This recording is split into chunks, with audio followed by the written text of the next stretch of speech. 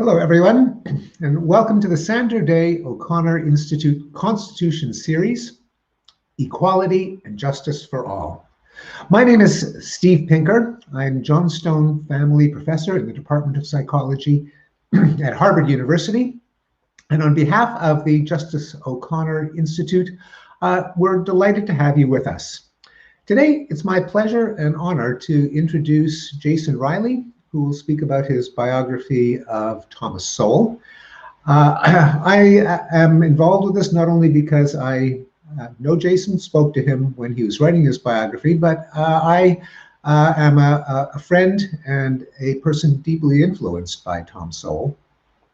Now, I have been in academia for 45 years. I have met many brilliant people, Nobel Prize winners and Fields medalists, and I have to say that Tom Sowell is one of the most remarkable and impressive intellects I've ever had the pleasure to encounter. Now, this was not said about Tom, it was said about a famous Nobel Prize winning physicist, but it applies to Tom. He has 7 brains and they're all smarter than yours. Now, Tom is well known as a conservative pundit. His column is was covered by hundreds of newspapers. But thinking of him as a conservative pundit barely does him justice, because he is a deep, profound, and amazingly wide-ranging thinker. Among the books that have influenced me in particular are Knowledge and Decisions, his explanation of the basis of markets and of Hayekian economics with Tom's own spin.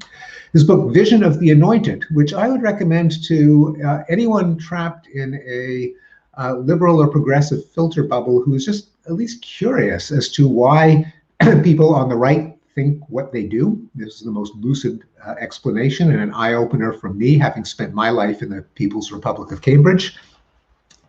Tom's culture trilogy, Race and Culture, Conquest and Culture, Migrations and Culture, which speaks to the question of what are the fates of different geographic regions and ethnic groups.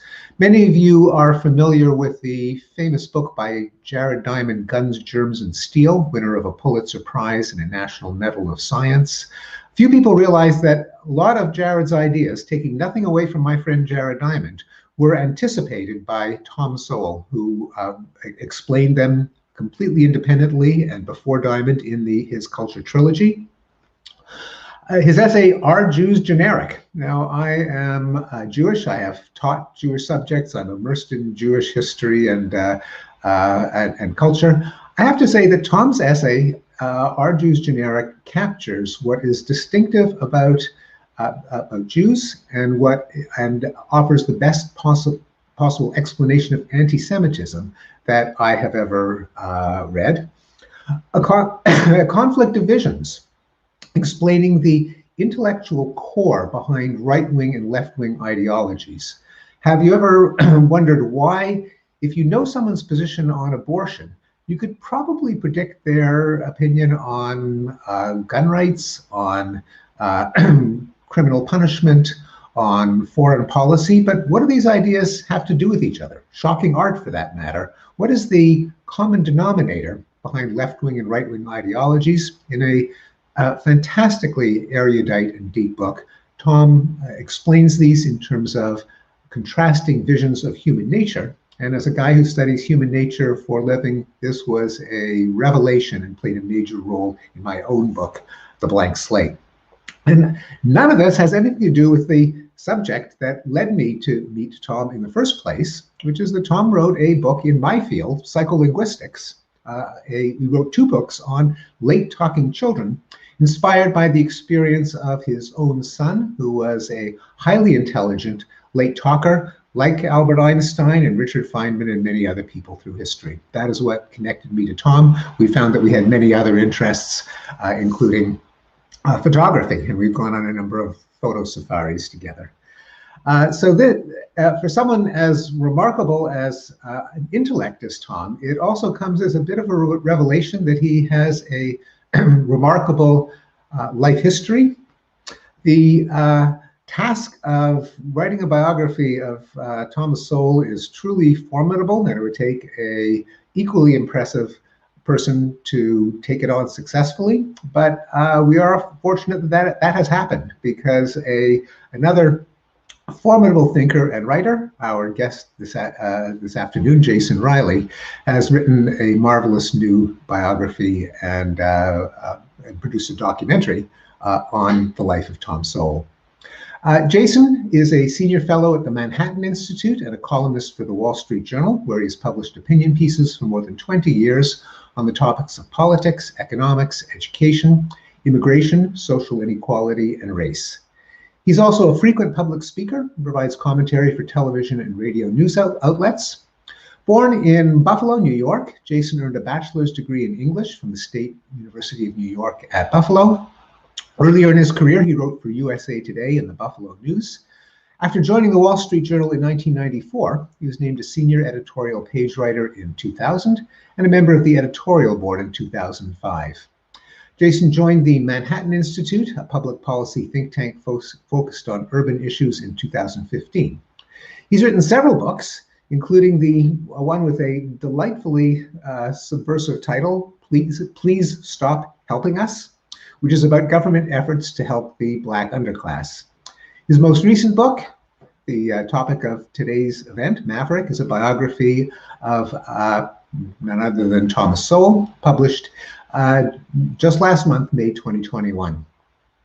In that year, Jason Riley also narrated the documentary film Thomas Sowell, Common Sense in a Senseless World. As we begin our program, we invite you to send in your questions during our Q&A following Jason's presentation via YouTube live chat or a Facebook comment. Before we hear Jason's presentation, let's watch a brief segment from his documentary film that sheds insight into Thomas Sowell. It doesn't matter how smart you are unless you stop and think. Thomas Sowell is a trained economist. He's a sociologist who has written books about virtually every culture that's ever existed. He is America's greatest contemporary living philosopher. Please take to heart the lesson of what happens when you vote on the basis of rhetoric and symbolism and instead of using your mind. He's forceful in his opinions. He will not compromise any of his opinions for the sake of social politeness.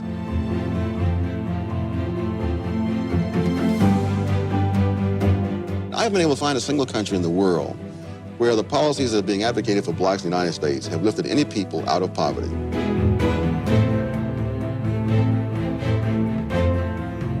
Areas that are unpopular or they're plagued with false knowledge, that intrigues him to see if that's actually the popular opinion is actually true. And often it's not, he finds it's not. The main thing that he's done, in my opinion, is to cause people to rethink their assumptions about all sorts of things. Not just economics, but about race, about politics, about how we get along. Thomas Sowell's essays and weekly columns have appeared in more than 300 newspapers and periodicals, including the New York Times, the Wall Street Journal, Forbes, and Fortune magazines.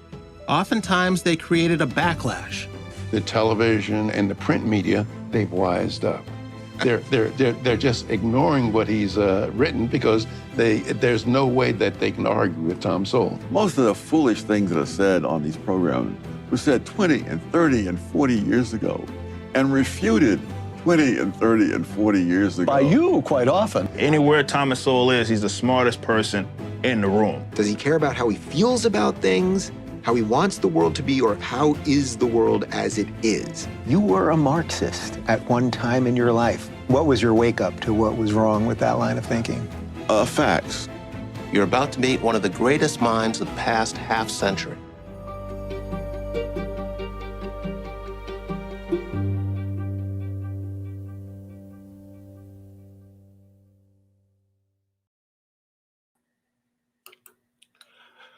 Well, thank you, Professor Pinker, and I also want to thank the O'Connor Institute for their interest in Thomas Sowell's work. When I was researching my biography of Tom, I kept coming across Sowell's own descriptions of scholars he admired, and I was often struck by how well those descriptions applied to Sowell himself.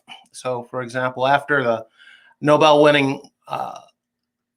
Prize-winning economist Georgestigler, who was one of Tom's professors at the University of Chicago, passed away, Tom wrote this. He said, quote, "In a world of self-promoting academics, Georgestigler epitomized a rare integrity as well as a rare intellect. He jumped on no bandwagon, beat no drum for causes, created no personal cult. He did the work of a scholar and a teacher, both superbly, and found that sufficient. If he wanted to learn, and above all, if he wanted to learn how to think, how to avoid the vague words, fuzzy thoughts, or maudlin sentiments that cloud over reality, then Stigler was your man." Or here's Tom describing another one of his mentors, Milton Friedman, whom he also studied under at Chicago. Friedman, he said, was one of very few intellectuals with both genius and common sense. He could express himself at the highest analytical levels to his fellow economists in academic publications, and still write popular books that could be readily understood by people who knew nothing about economics. I'm hard-pressed to come up with better ways than those to describe Thomas Sowell. When I think of his scholarship, whether the subject is economics or history or culture or race or political philosophy or what have you, that's what comes to mind. Intellectual integrity, analytical rigor, respect for evidence, skepticism toward the kind of fashionable thinking that comes and goes. And then there's the clarity, column after column, book after book, written in plain English for general public consumption. Last June, at the age of 90, Sowell published his 36th book and his 5th since turning 80. The title is Charter Schools and Their Enemies. I hope Tom's not done writing books, but if he is, you could hardly find a more suitable swan song for a publishing career that has now spanned 6 decades. Tom's first 2 books were directed at students of economics, but his 3rd book, the semi-autobiographical Black Education, Myths and Tragedies, was published in 1972, and it was written for the general public. It grew out of a long article on college admission standards for Black students that he wrote for the New York Times Magazine in 1970, after leaving his teaching post at Cornell. And it begins with a recounting of his own education, first at segregated schools in North Carolina, where he was born, and later at integrated schools in New York City's Harlem neighborhood, where he was raised. The topic of education, both at the K-12 level and at the college level, is one that he's returned to repeatedly in his books over the decades. He's done pioneering research on the history of Black education in the US. In fact, the preface of Charter Schools and Their Enemies describes a conversation he had in the early 1970s with the late Irving Kristol, who was editor of The Public Interest. When Kristol asked Tom what could be done to create high-quality schools for Blacks, Tom replied that such schools already existed and had for generations. Kristol asked Tom to write about these schools for his magazine, and a 1974 issue of The Public Interest featured a long essay by Tom on the history of all-Black Dunbar High School in Washington, which had outperformed not only its local white counterparts in DC, but had repeatedly equaled or exceeded national norms on standardized tests throughout the first half of the 20th century. Over an 85-year span, from 1870 to 1955, Tom wrote, most Dunbar graduates went on to college, even though most Americans, white or Black, did not. 2 years later, in the same publication, he wrote a second article on successful Black elementary and high schools located throughout the country. He later told a friend that his work on Black education had been, quote, the most emotionally satisfying research I have ever done. In a sense, today's public charter schools, which have often have predominantly low-income Black and Hispanic student bodies, are successors to the high-achieving Black schools that Sowell researched more than 40 years ago. And Tom, as he points out, what's clear is that these charter schools are not simply doing a better job than traditional public schools with the same demographic groups. In many cases, inner-city charter school students are outperforming their peers in the wealthiest and whitest suburban school districts in the country. In New York City, for example, the Success Academy charter schools have effectively closed the academic achievement gap between white and Black students. As Tom writes in the book, the educational success of these charter schools undermines theories of genetic determinism. It undermines claims of cultural bias in the test. It undermines assertions that Black students must be sitting next to white students in order to learn. It undermines the presumption that family income differences explain differences in educational outcomes. According to Tom, this last claim about poverty has been used for decades to absolve traditional public schools of any responsibility for the educational failures of low-income minority communities. It's clear that charter schools have such vocal and passionate enemies, not because they don't work, but because they do work. And therefore they pose a threat to the education status quo. They threaten the current power balance that allows the vested interest of adults who run public education to come before what's best for the students. Bad schools stay open because those schools still provide good jobs for adults. Whether or not the children are learning is a secondary concern at best. But as Tom puts it, schools exist for the education of children.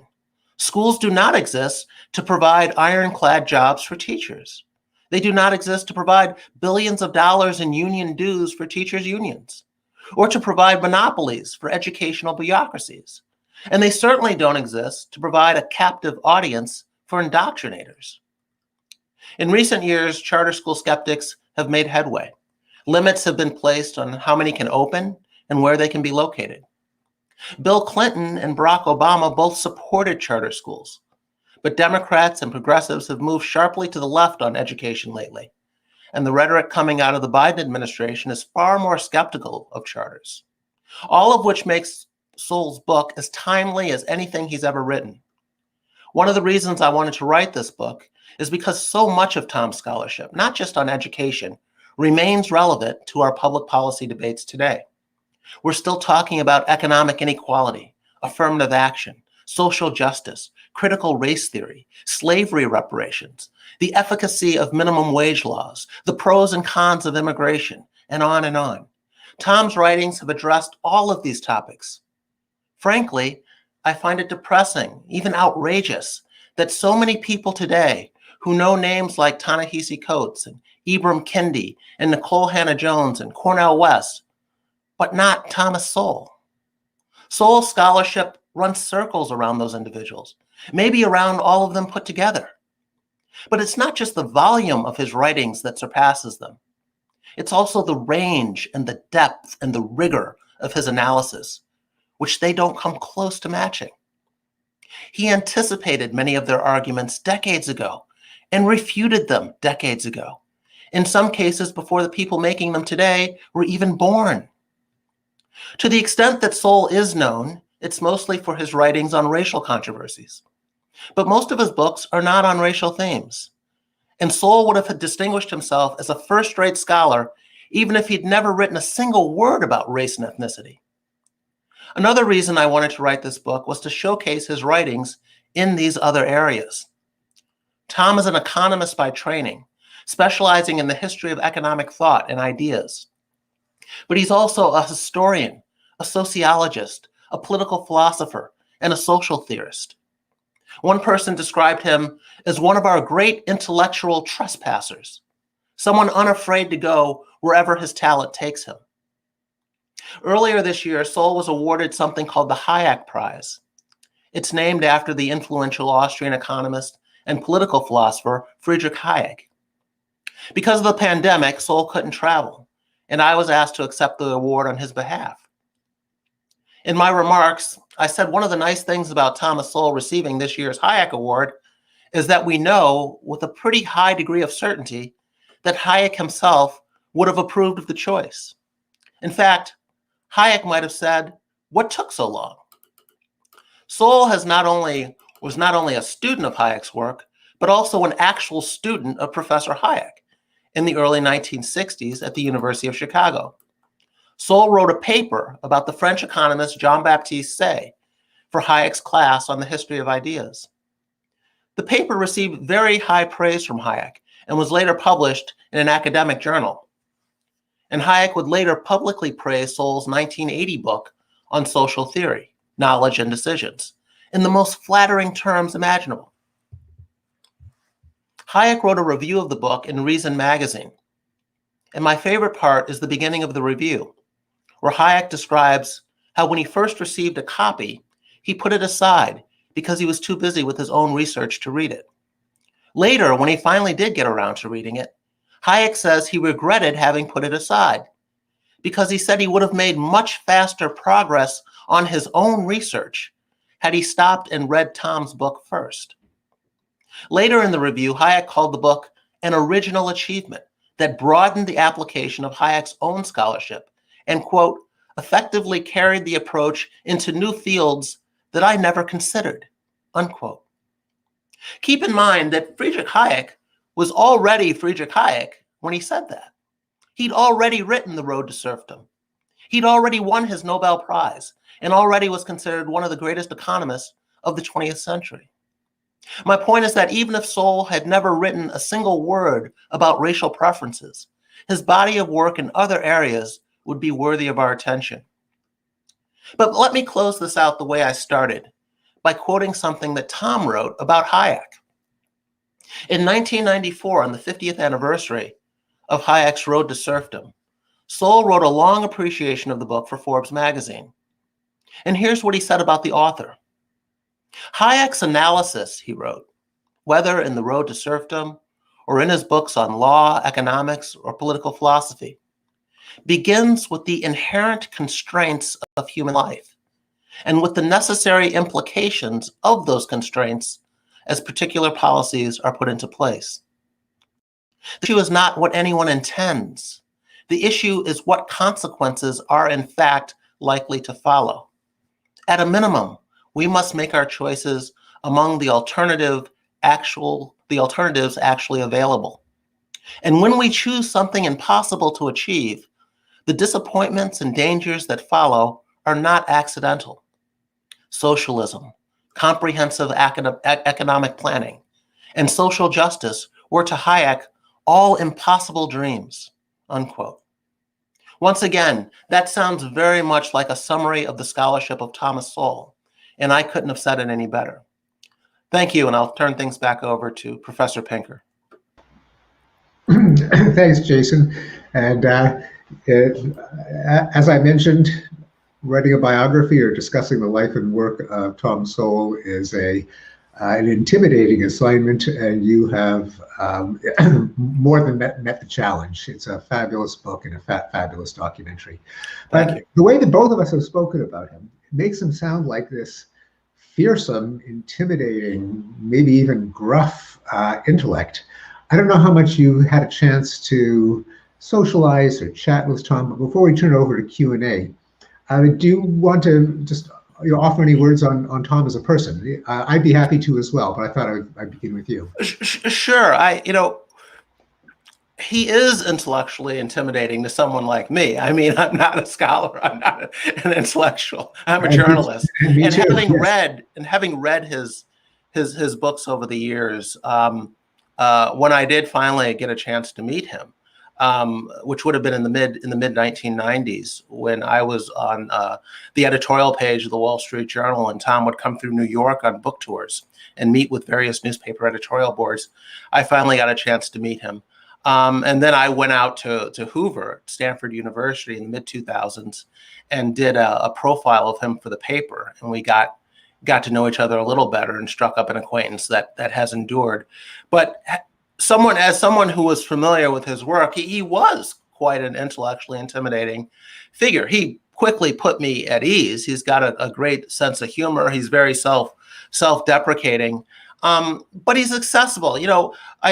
He's accessible as a person, and he's also accessible as an intellectual. And I think that's part of the attraction to Tom. One of the things he got from his mentor, Milton Friedman, and to some extent Georgestigler at the University of Chicago, is the proper role of a public intellectual. And Friedman believed that scholars should not just sit around talking to one another in language they can only understand.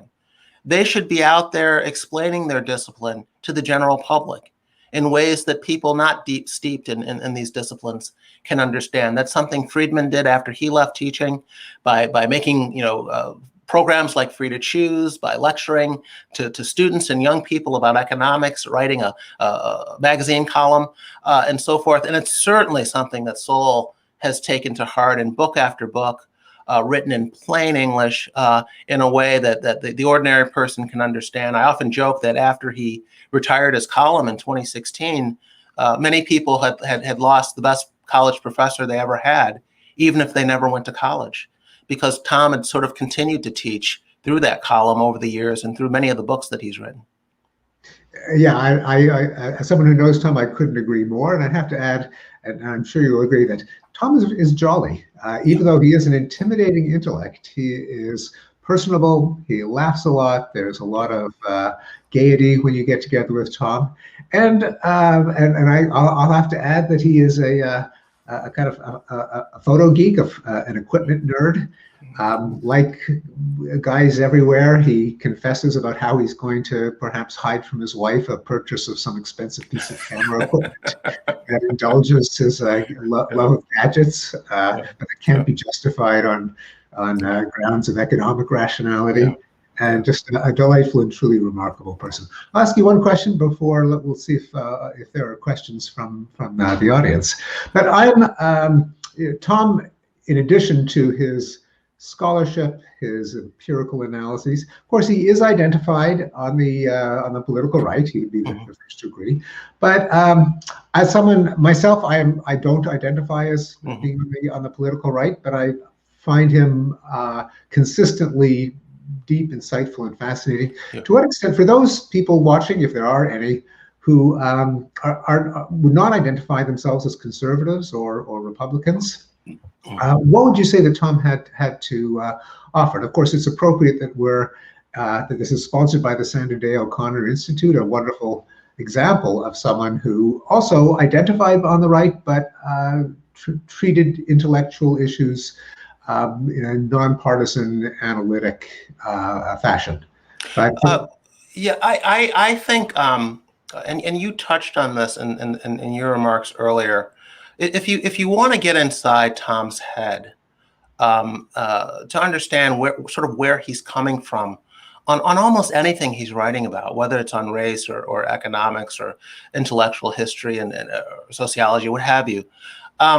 A Conflict of Visions is really the book to read, where he sort of traces our disputes about social policy and politics to our differing views of human nature and how the world works. And he uses that unconstrained and constrained vision, or that tragic vision, which he sometimes uses for constrained, or utopian view for the unconstrained. And what he's saying is that there are some of us who think there are inherent limits to the betterment of humanity, of mankind, and that there are trade-offs. There are problems we'd like to solve, like war or poverty or racism, so forth, but we're unlikely to solve them. And so the best thing we can do is put in place certain institutions and processes that help us deal with problems that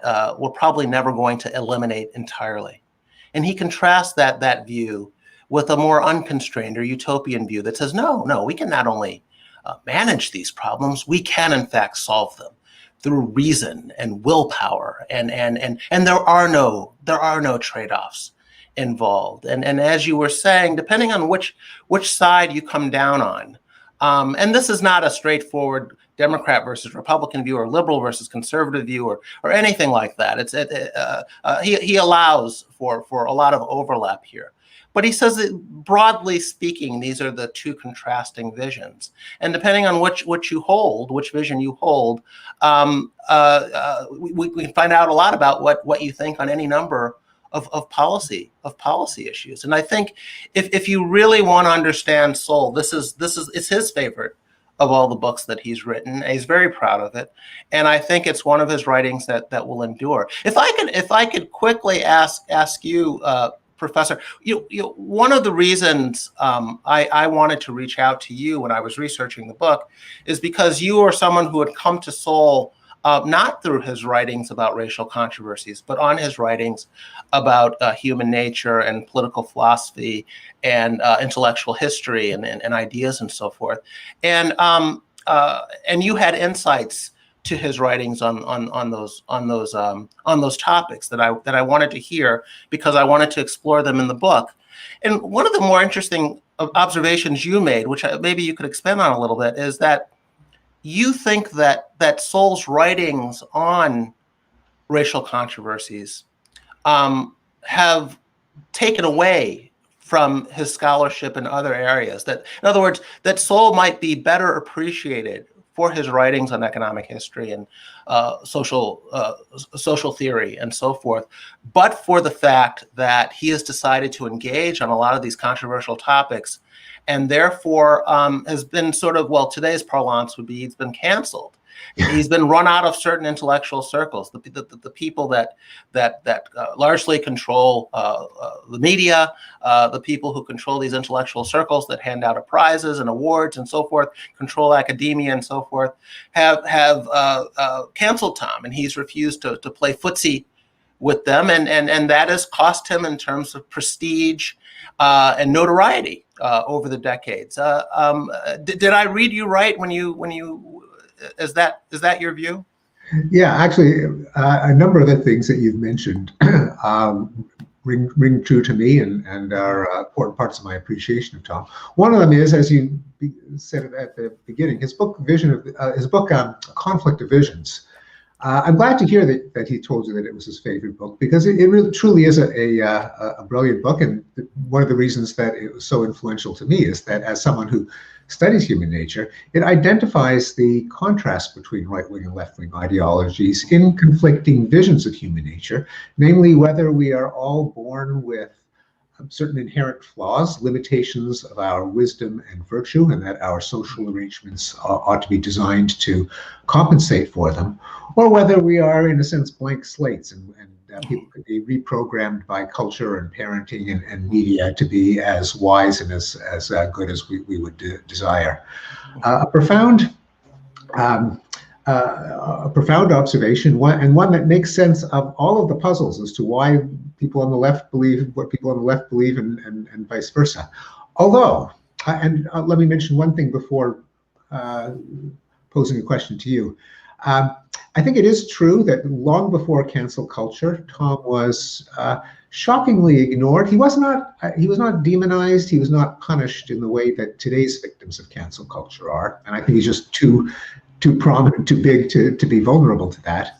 But he was strangely marginalized in a lot of mainstream institutions. You wouldn't see him quoted in the New York Times. And as you mentioned, I mean, this is a phenomenon that goes beyond Tom, but in the view of a lot of the mainstream media, an African-American intellectual is not an intellectual who's African-American. There's a certain system of beliefs that ironically enough, white people insist that Black people have to believe.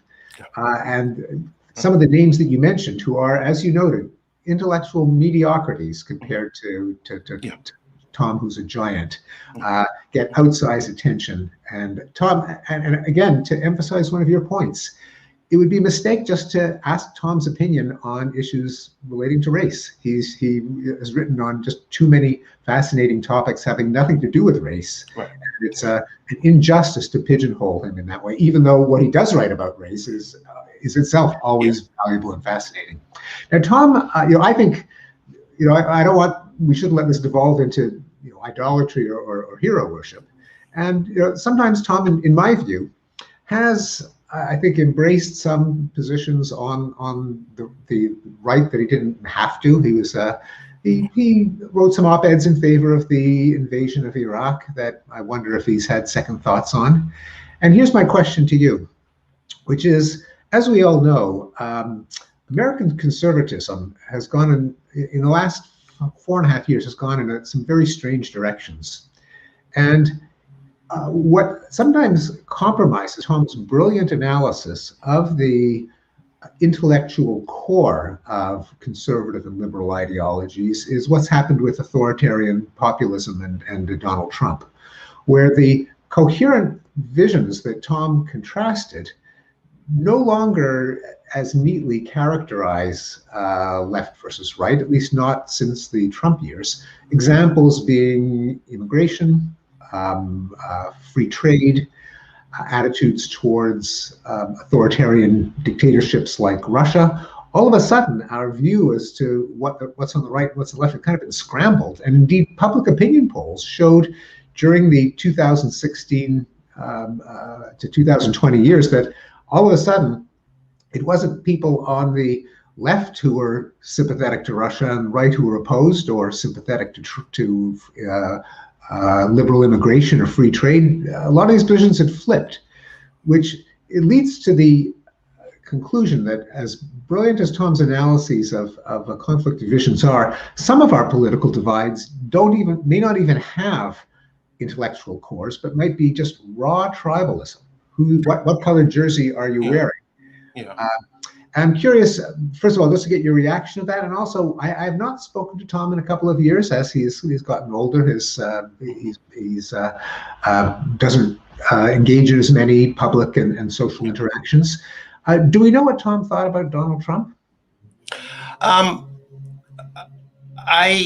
think he voted for him in 2016. I think he's stated that publicly. I don't know what happened between 2016 and 2020 in terms of Sowell's thinking about Donald Trump. I haven't spoke to him about Trump since 2016. We've exchanged emails on various topics and chatted on the phone a little bit, but not about Donald Trump. And since he retired the column in 2016, we don't know his real read. He's written a few pieces since retiring the column, but they haven't necessarily been on the direction of the Republican Party. So he wrote something in praise of Betsy DeVos, the education secretary that Trump appointed due to her support for school choice. He wrote something after his friend Walter Williams, another Black economist, passed away, sort of an appreciation of Walter. But he hasn't engaged in print, to my knowledge, on the Trump years in any great detail. You are correct that things have gotten quite sloppy. The way I've heard it described is it's almost as if we have four parties now. We have the populist right represented by Trump. You have some more traditional conservatives still remaining in the Republican Party, even if they seem to be declining in influence.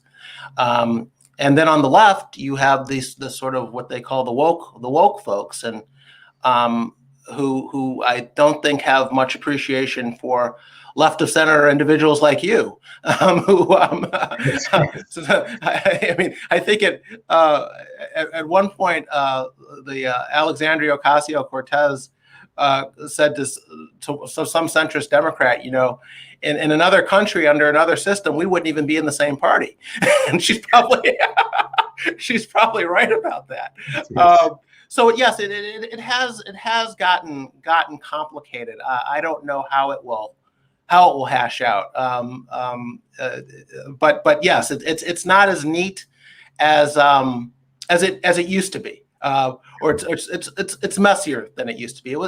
As you know, these categories that he used were not perfect fits. I mean, even when he talked about historical figures, and we should mention that in these books, and the first one is a conflict of vision, but it's really part of an informal trilogy. The second book was called Vision of the Anointed, and the third book was called The Quest for Cosmic Justice. Oh. And the latter two are more polemical because he's critiquing the visions themselves, the merits and demerits of them. Whereas in the first book, he's really just laying out a framework in which to talk about them and think about them. And so it's a little more objective. Although Tom never hides the fact, I think, that he shares this tragic and constrained vision. That's clear. But his focus is not so much on critiquing the visions like it is in the latter two books. But he does talk about how there's overlap in the thinking of many intellectuals down through history, and he's going back to people like William Godwin and Rousseau and Adam Smith and down through John Rawls in the second half of the 20th century. So this is a history. It's an intellectual history, and it's never been about really everyone neatly fitting into these two categories. He talked about a figure like Thomas Jefferson, who supported the French Revolution at one point and then soured on it, and wanted some of those ideas incorporated in our founding documents, and then had second thoughts on it, and it came up with a different type of system, as being someone who's partly in the unconstrained view, partly in the constrained view. And there are other figures that he thinks fit in different categories at different times in their lives, or when they were thinking a certain way at one time versus thinking another way at a different time. So it's never been that especially neat. But today, I think you are right. It is especially messy. Yeah. No, thanks. And indeed, political parties, to say nothing of political ideologies, Democrats and Republicans, are of course coalitions, and that's always been true. I remember during the Democratic primary of 1972, the two Georges, George Wallace, George McGovern, in the same party, and that just shows that parties themselves don't necessarily have ideological. I will say this, Professor. You pointed out some issues like trade, for instance. If you go back to the pre-2016 period, you look at polls, a majority of the Republican Party support free trade. Post-Trump, a majority do not. I think Thomas Sowell is more principled than that. Thomas Sowell, I have no doubt, still supports free trade. And I doubt that Sowell has changed his fundamental thinking on any issue, frankly. He has not been someone who is afraid to take on even people on the political right that he disagrees with, and he has done so. I mentioned his mentor was Milton Friedman. He disagreed with Friedman about a negative income tax, which is being talked about again today as sort of a universal basic income. But they had disagreements with that, and they aired them. I mean, he aired them. He disagreed with his dissertation advisor, Georgestigler, over certain interpretations of intellectual history. And they never really resolved those disagreements. He's disagreed with Charles Murray's writings on race and intelligence, and forcefully, and written about them at length. So Tom is not afraid to take on people he otherwise or normally agrees with on lots of issues if he thinks they're wrong. It's something, that's part of his independent streak, and part of him being a very principled, I think, intellectual. Oh, I couldn't agree more. Whatever the opposite of a weather vane is. Now, by the way, you mentioned Charles Murray, and it has to be said, Tom wrote a blurb for the Bell Curve. Mm-hmm. He said, "I disagree with much in this book, but that's beside the point." And that is the kind of mind he is. And of course, Tom has provided some of the most forceful, data-driven rebuttals to the chapter on race in the Bell Curve. That did not prevent him from praising the book for its rigor and contributions, even though he was its most vehement critic. And by the way, I interviewed Charles Murray for the Sowell biography, who had nothing but kind words to say about Tom. These are intellectual disagreements, and intellectuals used to be able to have civil disagreements that didn't descend into name calling and ad hominem attacks and cancellation. The way that seems to be you can go back even further. Tom originally started writing about race and intelligence, not to address Murray, but to address a scholar named Arthur Jensen back in the 1960s, who had written about a genetic explanation for group differences, and was therefore arguing that things like Head Start, which were intended to address the achievement gap in schools, wouldn't really do any good because this is all genetic. Tom went about taking on Jensen's arguments, and although they still maintained a professional relationship right up until Jensen's death. When Jensen found something new, he'd send it to Tom. When Tom discovered something in his own research, he'd send it to Jensen. They kept up a correspondence. They'd have lunch occasionally. It wasn't name calling, even though they vehemently disagreed with one another on these matters. And to Tom, that is what being an intellectual and a scholar is about. You have disagreements. You're not going to agree on everything, but it's about being open-minded and not simply calling people names that you disagree with, even vehemently. I couldn't agree more. And in fact, and again, we talked about the kind of white people's image of African American intellectuals, which implies that likely a lot of people on the left, that you have to call someone you disagree with a racist, an evil person, and a moron, and so on.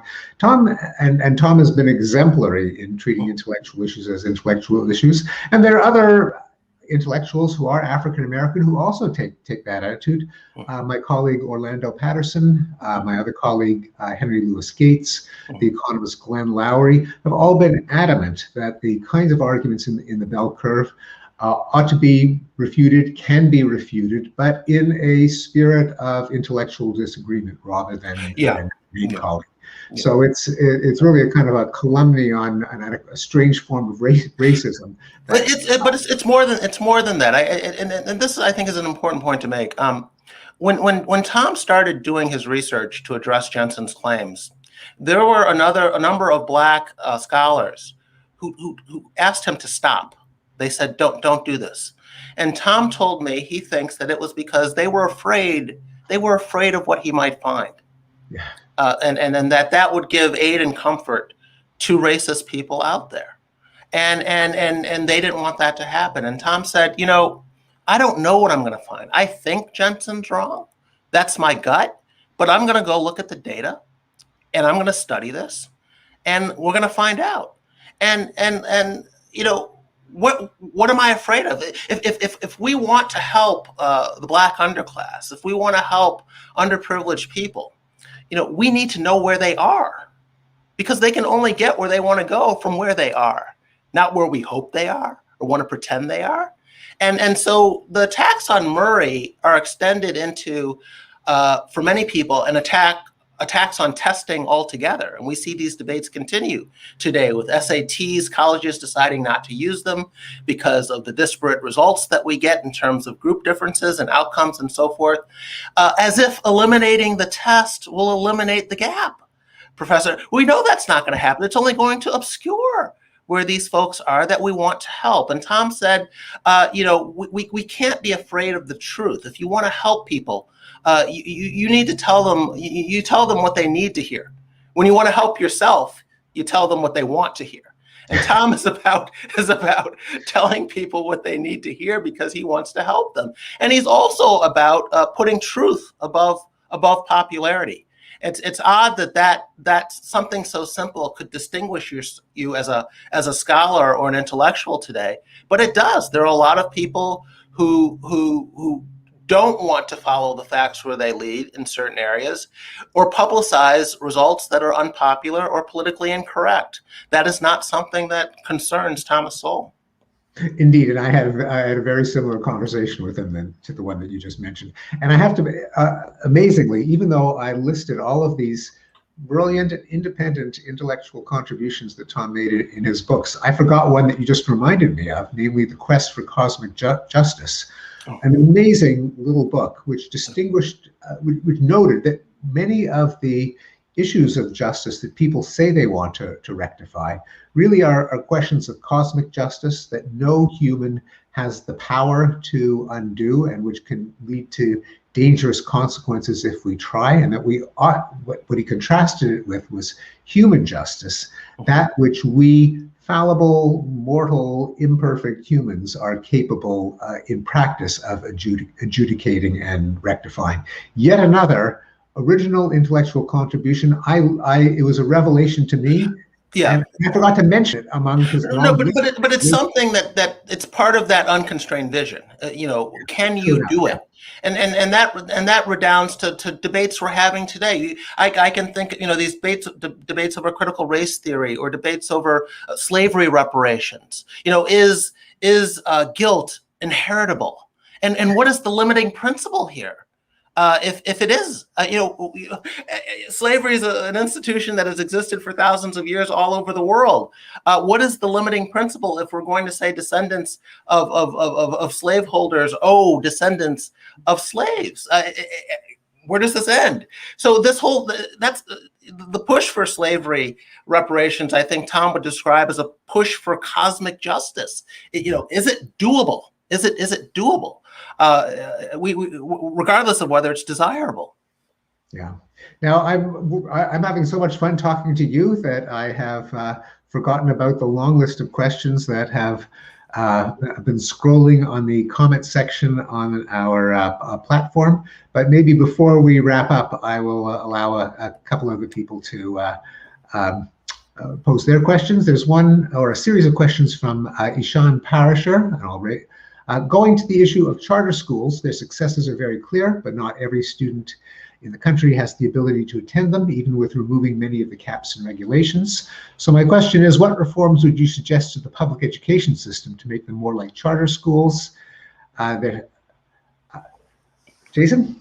Well, charter schools, I always liken this to the post office. Some of us are old enough to remember when postal service was not as nearly efficient as it is today.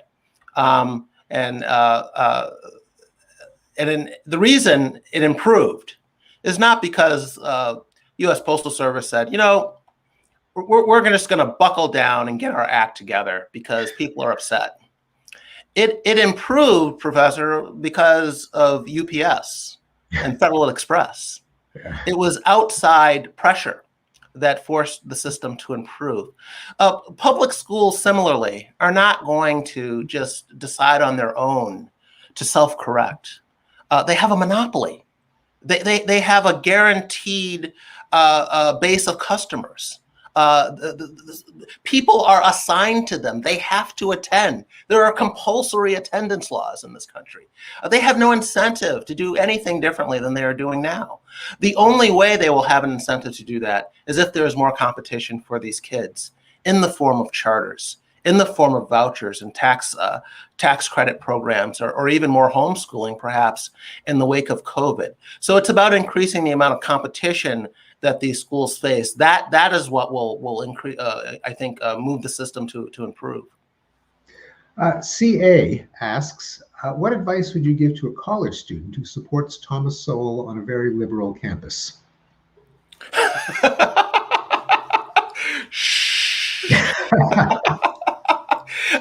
I'm only half kidding. I really appreciate this change of venue for this event. I do a lot of speaking on college campuses, Professor, when they let me. But I'll bring you to Harvard. Harvard's been better. But it's bad. It really is bad. You've seen the studies. Students that are cowed into voicing their opinion. Afraid of what a professor might say, afraid of what a fellow student might say. And why shouldn't they be afraid? Look at what happens to professors who speak out on campus, who say anything mildly controversial. These are the examples that are being set for these kids. So I think, frankly, it would be quite foolhardy to go out there and speak your mind and expect no repercussions. It's unfortunate. I think it's going to be incumbent on the adults to change this environment, but to ask some 18-year-old or 19-year-old to put their neck on the line, I wouldn't do that. There are on many campuses organizations that are pushing back at the various regressions from critical race theory. Harvard has its Open Campus Initiative. And you're right that in a regime of intimidation, it's actually not easy to see how many people agree with you. And this student, I don't know, CA, if you're a student, but you might be surprised to find that There's an awful lot of people who would appreciate it, both people who might be sympathetic with Tom in the first place, or people where the scales might fall from their eyes if they just got a copy of Vision of the Anointed. And particularly, it doesn't hurt. I mean, Tom always bristled at the idea that he was, an African-American writer.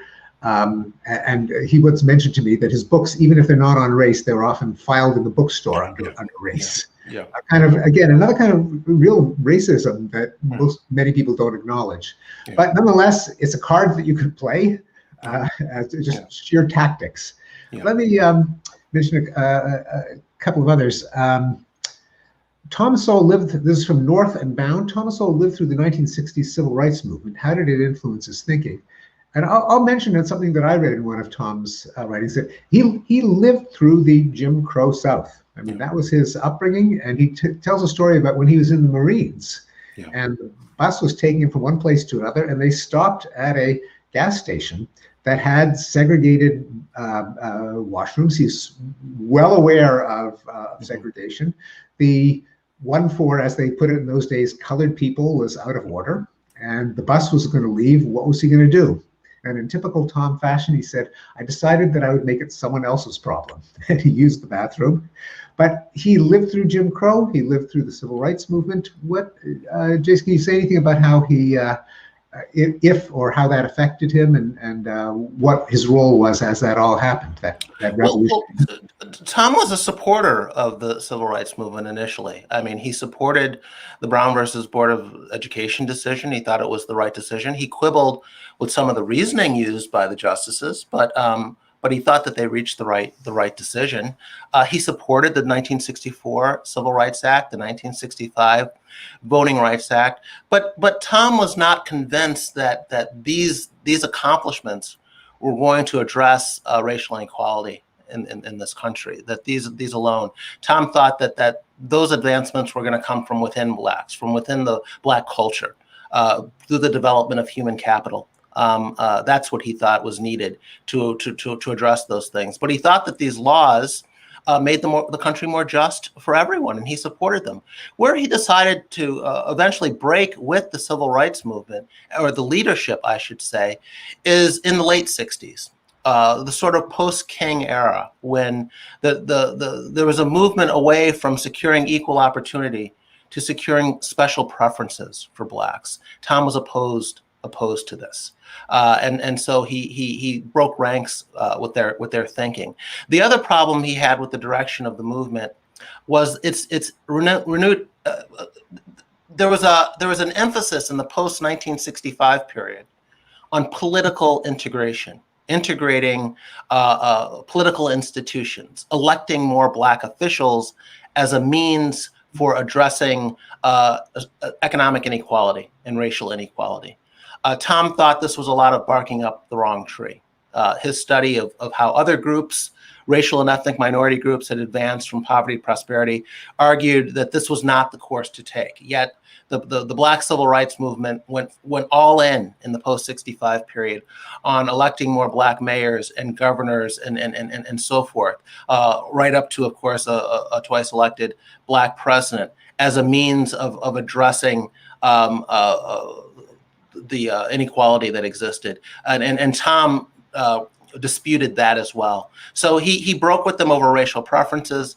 He broke with them on this emphasis on achieving political clout, which he thought was wrong, or the wrong way to go. And that's where the divisions really began. But he was an early supporter of the civil rights. There are letters. One remarkable thing about Tom that a lot of people might not know is dating all the way back to the early 1960s. Tom not only kept copies of letters he received from friends and acquaintances, he made carbons of letters he sent to other people. And in the mid-2000s, he published an entire book of this correspondence. So we know, it was an invaluable resource for me as his biographer, but we know what Tom was thinking about these things at the time because he wrote it down in his letters to other people, friends, family, acquaintances, and so forth. So it's all there, what he was saying about the 1964 and 65 acts as they were being discussed in Congress, what he was thinking the day the Brown v. Board of Education ruling came down. He was in night school at Howard University at the time, and they stopped class to discuss it. And Tom talks about that classroom discussion. So it's quite fascinating how his views have evolved over the decades, and it's something I try to lay out in the book if you're interested in getting into it. Great. Our time is wrapping up, so I want to thank you, Jason, for a truly enlightening program. Tom has met his match. He's found a fitting biographer, not an easy assignment. For more information, visit o'connorinstitute.org. For those of you who have not had the delight of reading Tom Sowell's books, I recommend more than one of them because they are not redundant. Each one will open up an entire new intellectual vista to you, or at least did to me. I'd like to thank you, Jason. Thanks to the Sandra Day O'Connor Institute, the program sponsors, and each of you for being with us today. Thank you. Take care.